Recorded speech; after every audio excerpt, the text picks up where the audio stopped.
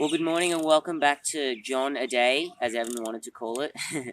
I'm here with my brother Isaac, and today we're looking at John 1, verses 15 to 18.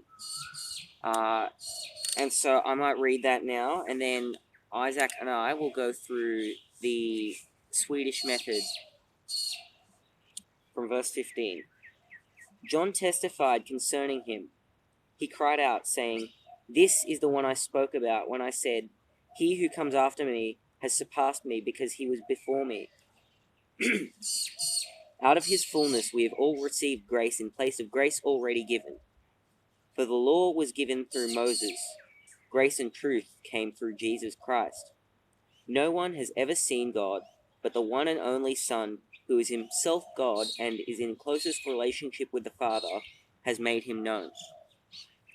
So, as we look at the passage, my little light bulb moment, I think, is from verse 18, which is essentially saying that even though we can't see God physically right at the moment, because he sent Jesus down, and we can have a personal relationship with Jesus, who is himself fully God, we can have a close and personal relationship with God. And I think that's just so amazing, because otherwise we couldn't have a personal relationship with God. So, Isaac, what's your light bulb from the passage? My light bulb is also verse 18. I think what verse 18 is saying is that even though we can't see God, we can still have a relationship with Him. Like we can talk to Him and we can pray. That we can pray about others. Yeah, that's nice.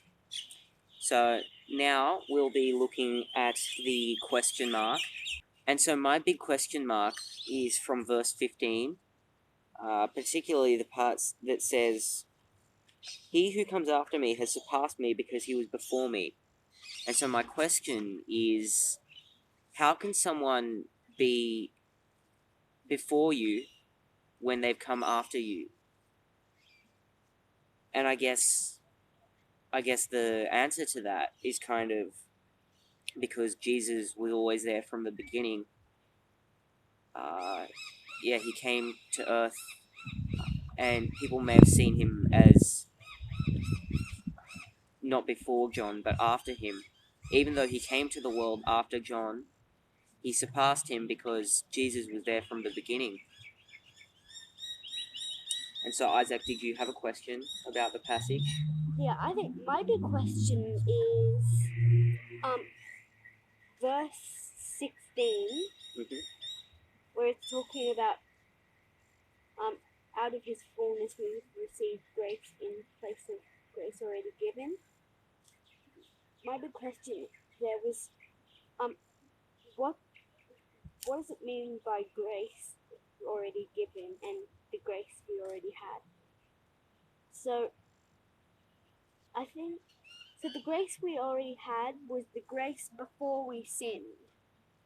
So when life was perfect, when in the beginning, when God first created earth with Adam and Eve in the garden, that was when we first had grace. And then the grace given, the replaced grace, is when Jesus died on the cross for us instead of us dying. Then the reason He died on the cross is because He loves us and He died to wash away our sins, and He gave us grace by dying on the cross. So I think my application comes from verse 18, and similar to my light bulb moment, I think it's super important that we remember that our relationship with God is only made possible through Jesus Christ. And so, yeah, it's really important that we have a relationship with Jesus first. Then we can come to God. And we can do that by praying. We can do that by singing praise and worship to God. But yeah, it's all made possible through Jesus, and we should never stop praising him for that and giving thanks. Mhm. What about you, Isaac? My application is verse 16. I we can forgive others. We can always forgive others.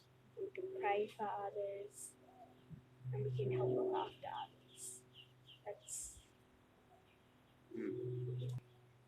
You were saying something earlier about grace and forgiving others because. Do you remember why? Do you remember what you said? forgiving others because God gave us grace, and He forgave us. Yeah, that's right. That's a good point. Your speech bubble. Yep, my speech bubble comes from verse 17, which is to do with the fact that in the world there's so much focus on doing the right thing, and it's great to do the right thing, but we often forget that we're not saved because of what we do. It's not just about what we do to get saved. Verse 17 sums it up really well, I think. For the law was given through Moses, grace and truth came through Jesus Christ. And so, the law is great and it's great to follow, but it's also downright impossible for humans to follow it 100% of the time. And so, we're given grace through Jesus Christ, which I think is so amazing. And I think that's something that needs to be remembered and why I should tell everyone. What about you, Isaac? What was your speech bubble? My speech bubble is verse 18.